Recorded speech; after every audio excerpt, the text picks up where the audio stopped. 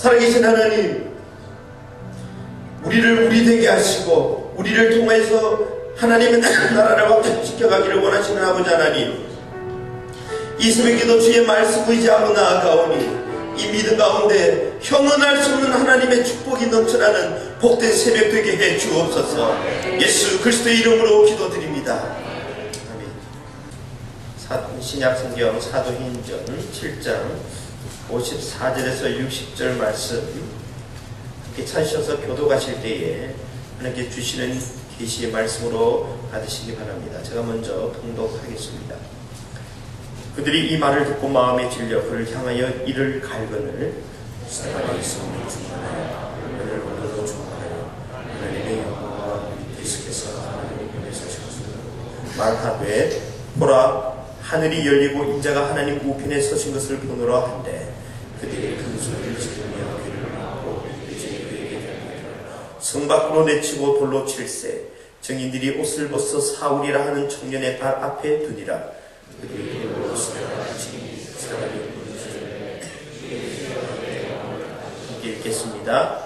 무릎을 꿇고 크게 불러 이르되 주여 이 죄를 그들에게 돌리지 마옵소서. 이 말을 하고 자니라.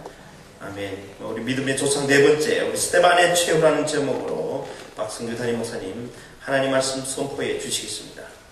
지금까지 먹여 살려주시고 지금까지 인도했는데, 아니 앞으로도 주님께서 그렇게 인도해 주실 텐데 그들은 이 불만과 이 자신들의 삶을 표출하는 모습들을 고치지 않습니다. 그러면서 누구를 대적하냐면 처음에는 모세를, 시간이 지나면 하나님을 대적해요. 바로 이게 타락한 인간들의 모습이죠.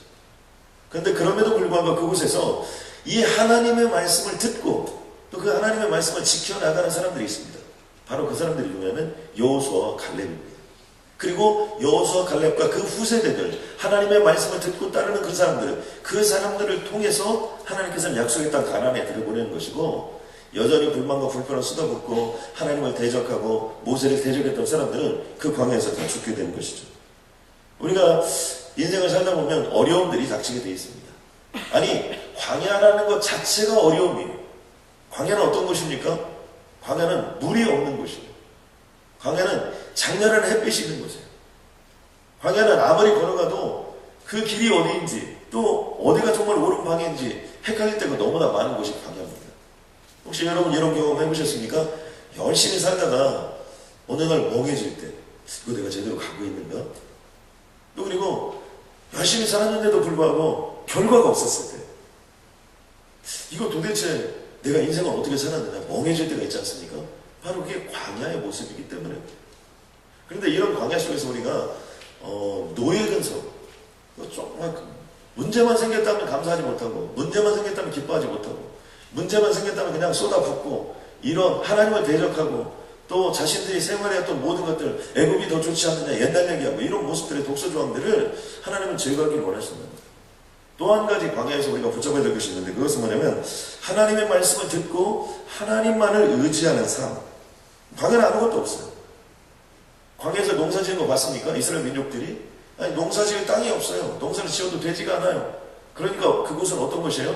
하나님께서 말씀하시는 것을 듣고 하나님이 주신 것을 먹고 하나님과 함께 이 땅을 살아가는 장소가 곧 광야입니다.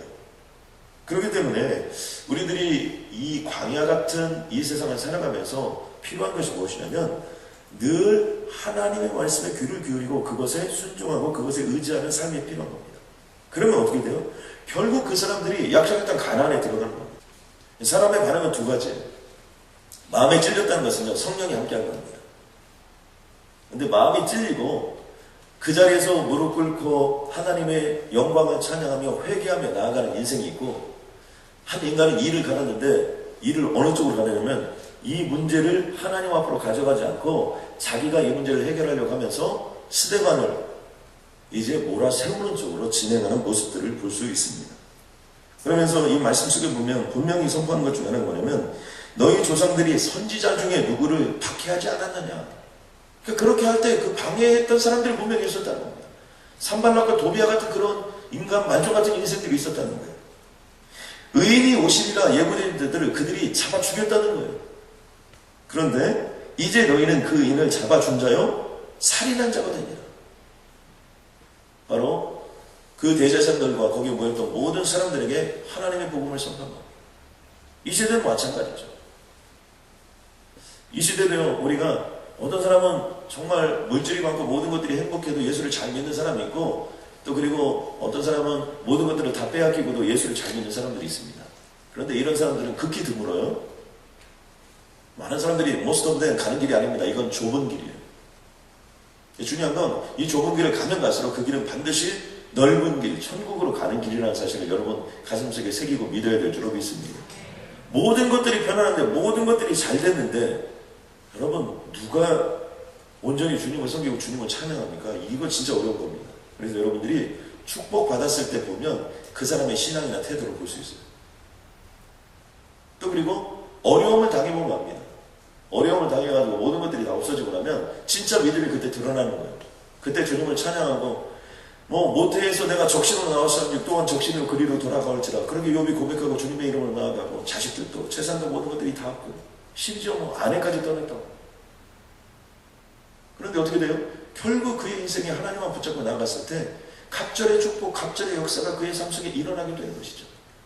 물론 그렇다고 해서 죽었던 자식들이 돌아오는 건 아니기 때문에 가슴에 회한과 상처, 아픔이 있죠. 그럼에도 불구하고 하나님께서는 그 회한과 상처, 아픔을 극복할 수 있도록 또 다른 하나님께서 허락하신 자녀들을 줄 것이며, 뿐만 아니라 세상에 줄 수 없는 동방의 의인, 동방의 거부의 축복을 동일하게 갑절로 그의 인생에 허락해 주셨다는 것입니다. 저는 우리 인생이 그런 인생이 되시길 주님의 이름으로 간절히 소원합니다. 이런 절대절명의 상황이 왔었을 때 스데반은 어떻게 최후를 마치는가, 이게 우리에게 대단히 중요합니다. 두 가지로 나누는데요.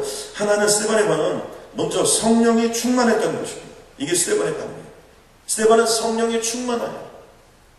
그러니까 우리들이 어려움에 처음엔 처할수록 정신을 바짝 차려야 되는데, 어느 쪽으로 정신을 바짝 차리냐면 성령 충만한 쪽으로 정신을 바짝 차리면 남은 인생은 주님께서 해결하여 주실 줄로 믿습니다. 성령 충만했다는 것은 뭐예요? 내가 없다는 거예요. 나는 언제 죽었어요? 나는 예수 그리스도를 믿는 순간 여러분 죽은 자인 걸 믿습니다. 그래서 나는 성령이 충만하면요, 그때부터 예수의 능력이 나타나는 거예요. 내가 성령이 충만하면 하나님의 능력이 나타나는 거예요. 언제 하나님의 능력이 잘 안 나타나냐면 내가 안 죽어서 안 나타나요. 그러니까 모든 것들이 없어지고 힘들었을 때 노예적인 근성들, 쓸데없는 것들, 이런 것들 다 좀 내려놓을 수 있고 정말 성령 충만함을 붙잡고 나아가는 자예요. 히브리서 12장에 보면 이런 말씀이 나옵니다. 이러므로 우리에게 구름같이 둘러싼 허다한 증인들이 있다는 거예요. 허다한 증인. 이 허다한 증인들은 다 누구였습니까? 바로 히브리서 11장에 썼던 믿음으로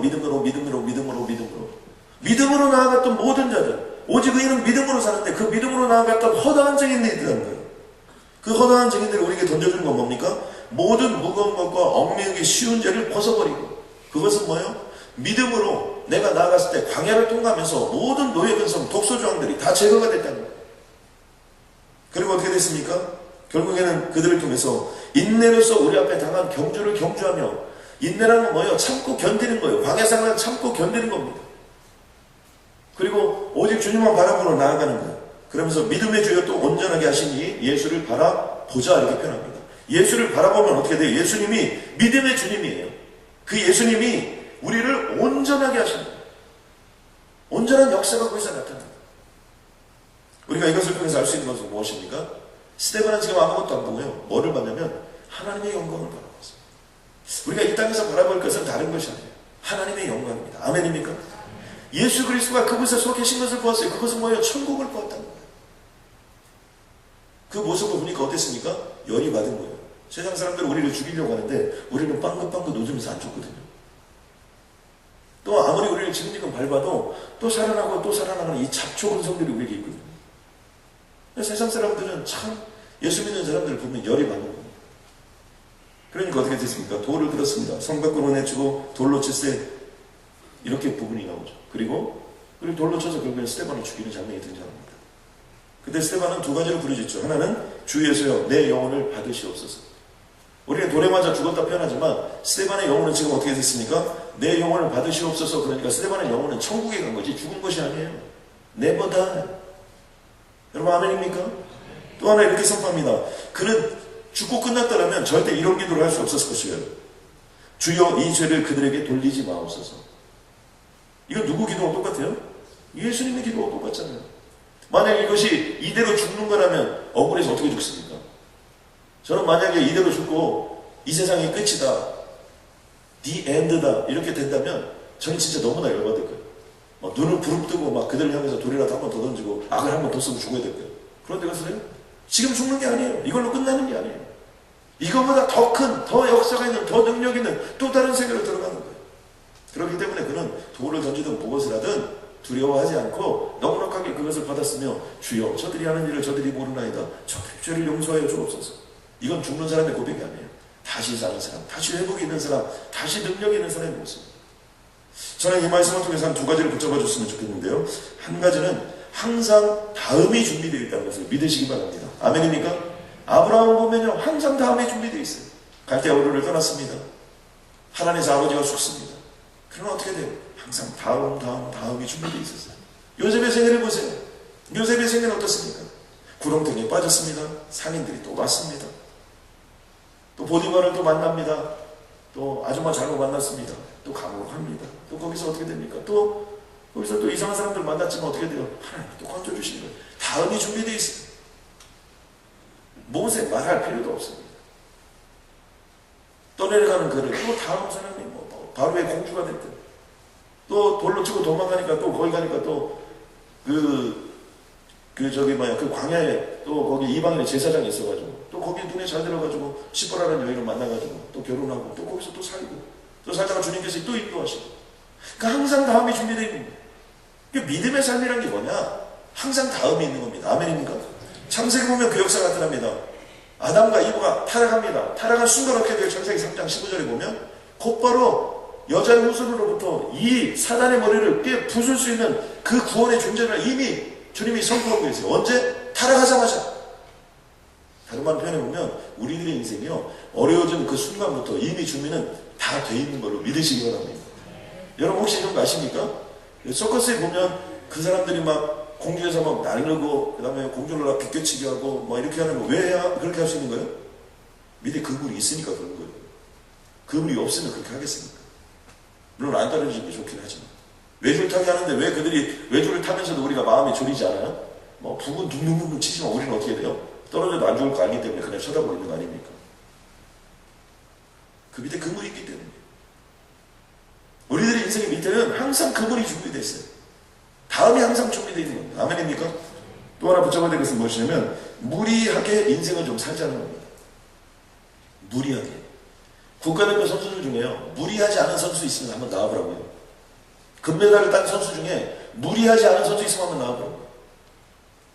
적당하게 살면 안 됩니다.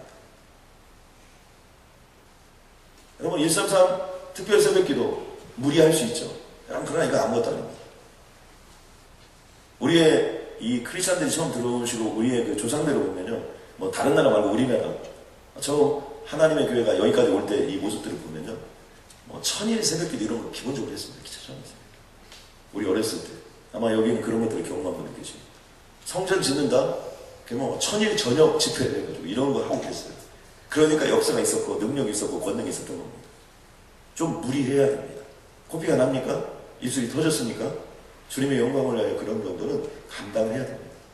여러분 그러면 거기서 역사가 반드시 나타납니다. 무리하지 않았는데 뭐 일이 나타나는 그런 게 없어요. 어디서 그런 일이 있습니까?